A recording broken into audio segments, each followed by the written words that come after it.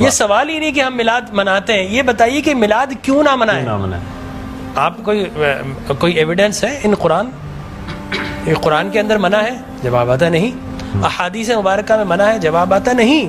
کیا صحابہ کرام رضوان اللہ تعالی علیہم اجمعین نے منع کیا؟ جواب آتا نہیں۔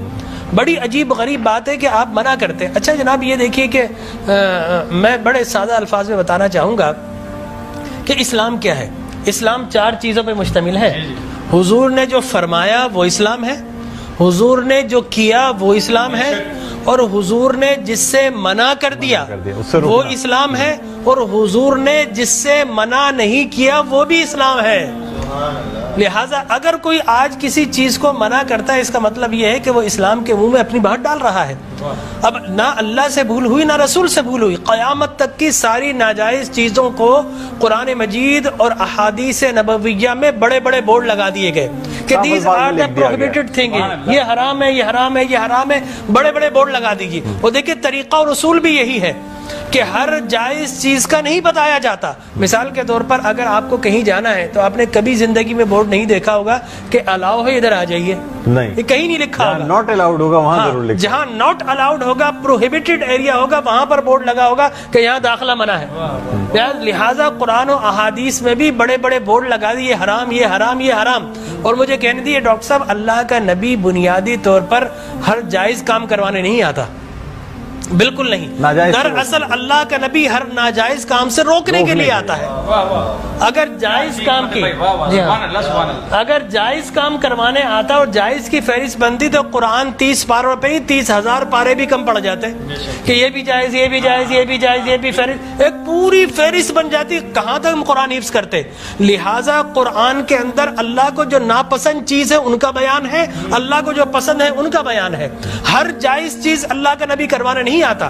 اب اگر بنگلہ دیش کے لوگ رہنے والے اگر پوری زندگی اگر چاول کھاتے اور مچھلی کھاتے، ان سے یہ نہیں پوچھا جائے گا باجرے کی روٹی کیوں نہیں کھائی، تم نے گندم کیوں نہیں کھایا، تم نے فلانے نہیں کیا، نہیں پوچھا جائے گا۔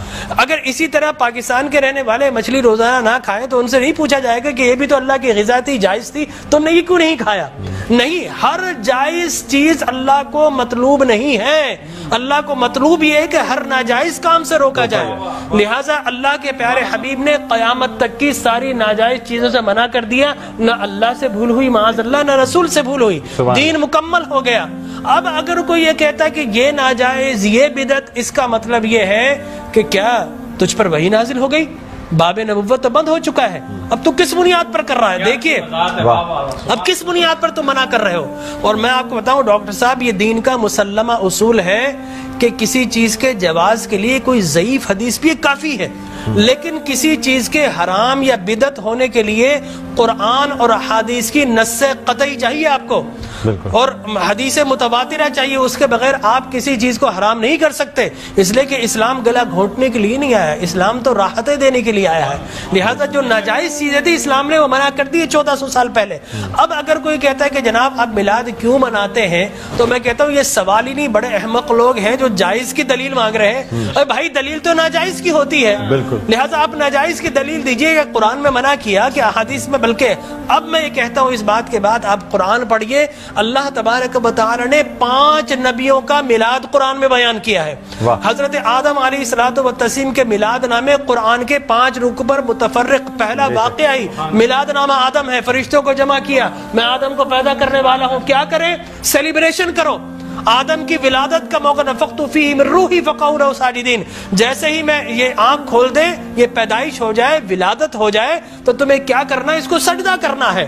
اللہ تبارک و تعالیٰ فرماتا ہے کل مجمعون الا ابلیس، سارے فرشتوں نے سیلیبریٹ کیا، آدم کو سجدہ کیا سوائے ابلیس کے۔ تو معلوم یہ ہوا کہ جس نے میلاد منایا اللہ نے اسے نورانی قرار دے دیا، اور جس نے انکار کیا اللہ نے اسے شیطانی قرار دے دیا۔ سبحان اللہ سبحان اللہ۔ لہٰذا اسی طرح میں 2 منٹ بس، اسی طریقے سے سورہ قصص میں حضرت موسیٰ علیہ الصلوۃ والتسلیم کی میلاد نامہ اللہ نے 28 ابتدائی آیات میں بیان کیا. اور حضرت یحییٰ علیہ الصلوۃ والتسلیم کا میلاد نامہ سورہ مریم میں کیا سلام علیہ یوم ولدا، سلام ہو یحییٰ پر کس دن؟ جس دن وہ پیدا ہوئے. لہذا نبی پیدا ہو رہا تو اللہ سلام بھیج رہا ہے. اور پھر حضرت عیسیٰ فرماتے والسلام علیک یوم ولدت ویوم اموت ویوم ابعث حیا، سلام ہو مجھ پر جس دن میں پیدا ہوا. سرکار نے فرمایا. اور پھر اللہ تبارک و تعالی نے ووالدین وما ولد کہہ کر حضور کے میلاد کو بیان کیا. اور حضرت مریم کی میلاد کو اللہ نے سورہ آل عمران میں بیان کیا. پھر سرکار نے فرمایا کہ میرے غلام الجمعۃ عید للمسلمین. لوگ کہتے ہیں 2 عیدیں، تیسری عید مل گئی. حضرت عمر بن خطاب سے پوچھا کہ یہ الیوم اکملت لکم دینکم، یہ آیت ہمارے نبی پر نازل ہوتی تو ہم 2 عیدیں مناتے، ہم تو بطور عید مناتے. حضرت عمر نے حضرت ابن عباس دونوں سے احادیث فرمایا میاں تم ایک عید کی بات کر تو ہماری تو 2 3 عیدیں تھی اس دن. وہ یوم عرفہ تھا مسلمانوں کی عید کے دن، وہ جمعۃ المبارک تھا مسلمانوں کی عید کے دن، وہ تکمیل دین کا دن تھا، وہ مسلمانوں کی عید کا دن ہے. لہٰذا یہاں پر تو پہلی، دوسری، تیسری، چوتھی، 5ویں نہ جانے کتنی عیدیں. اور صحیح مسلم کی حدیث مبارک رسول اللہ نے 5 عیدیں بیان فرما دی. ایام تشریق، یوم نحر، اس کو سرکار نے عید قرار دیا. لہٰذا معلوم یہ ہوا کہ سرکار دو عالم. اور پھر میں عرض کر رہا تھا کہ آدم پیدا ہوئے، فرمایا الجمعۃ عید للمسلمین، جمعہ مسلمانوں کی عید کا دن. فرمایا رسول اللہ کیوں؟ فرمایا فیہ خلق آدم، اس لیے کہ اس دن تمہارے باپ آدم پیدا ہوئے. معلوم ہو آدم پیدا ہو تو عید کا دن، اور جس دن فخر بنی آدم پیدا ہو ہزاروں عیدوں کا عید. یہ عید بھی ہے اور یقینی طور پر جشن بھی ہے. دیکھیے حضرت عیسیٰ ابن مریم علیہ الصلوۃ والتسلیم پیدا ہوتے نا، اللہ تبارک و تعالی حضرت مریم کے پاس پینے کے لیے کچھ نہیں تھا.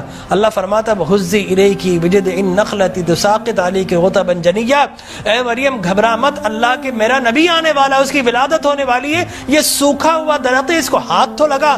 حضرت مریم جیسے ہی ہاتھ لگاتی ہیں اللہ تبارک و تعالی میلاد عیسیٰ کی خوشی میں اس کو ہرا بھرا کر دیتا ہے اور پانی جاری و ساری کر دیتا ہے. تو اللہ تبرک بھی دیتا ہے، اللہ تبارک و تعالی اسے سیلیبریٹ بھی کرتا ہے. تو یقینی طور پر میلاد النبی صلی اللہ علیہ وسلم کے اگر جواز کی آپ بات کریں گے صبح ہو جائے گی. میں قرآن سے بھی بیان کرتا رہوں گا، میں احادیث نبویہ سے بھی بیان کرتا رہوں. لیکن ناجائز کی ایک دلیل اگر کوئی ہمیں دینا چاہے تو ہم موجود ہیں میٹرو ٹی وی پر، کوئی ایک دلیل ہمیں دے دے. لوگ کہتے ہیں بدعت بدعت یہ بدعت. او بھائی بدعت ہر نیا کام بدعت نہیں ہوتا، ہر نیا عقیدہ بدعت ہوتا ہے. لہذا وہ سمجھے نہیں ہر نیا کام بدعت نہیں ہے. میں آپ کو ثابت کر دوں ہر نیا عقیدہ بدعت ہے. دیکھیے آپ شیطان نے جب جس چیز پہ انسان کا ہے وہ قائم ہے، وہ قائم ہے. ہر نیا کام، اگر ہر نیا کام بدعت ہوتا، خوشی منانا، عید منانا، اس میں تو کوئی ایسی بات انوویشن ہے اسلام کے اندر. آپ یہ دیکھیں نا حضور اکرم صلی اللہ علیہ وسلم کی وفات شریف کے بعد قرآن مجید جمع کیا بدعت، پھر اس کے بعد تراویح بدعت. وہ بخاری کے ہادہ نعمت البدع، حضرت عمر بن خطاب کے الفاظ ہے کتنی پیاری بدعت ہے کہ میں نے تراویح شروع فرما دی. تو مقصد وہ کہ بدعت اچھی بھی ہوتی ہے. صحابہ کرام بدعت حسنہ بھی ہے، بدعت مذمومہ بھی ہے. اور مذمومہ بدعت کیا ہے؟ اچھی چیز کو مٹا دینا. اور بدعت حسنہ کیا ہے؟ کسی اچھی کام کا جاری کرنا. فرمایا من سن سنتا حسنتا فلہ اجرھا واجر من عمل بھا الی یوم القیامہ. جو کسی اچھی سنت، اچھے کام کو جاری کرتا ہے، اس کے بعد قیامت تک اگر لوگ اس کام کو جاری رکھے تو اس بگنر کو اللہ تبارک و تعالی اجر و ثواب عطا فرماتا ہے. اگر آپ نے ابھی تک ہمارا چینل سبسکرائب نہیں کیا تو ہمارے چینل کو سبسکرائب کر لیں